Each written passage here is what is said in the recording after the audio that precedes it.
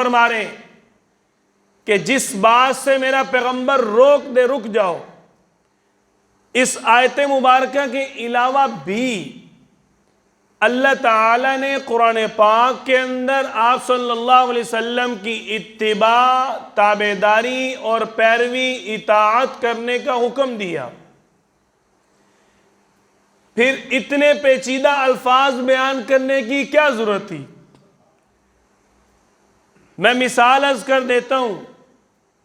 ہماری زبان کے اندر، ہمارے معاشرے کے اندر، دنیا کے اندر ایک طریقہ کار پایا جاتا ہے۔ جب باپ بیٹے کو، استاد شاگرد کو، پیر مرید کو، مالک ملازم کو، کوئی بھی جب کوئی بات کرتا ہے، حکم دیتا ہے، تو وہ کہتا ہے جو میں کہہ رہا ہوں وہ کر لے، بس جس بات سے میں نے روک دی ہے رک جا۔ اس کا مطلب کیا ہوتا ہے کہ بس جو میں کہہ رہا ہوں وہی حق ہے، سچ ہے۔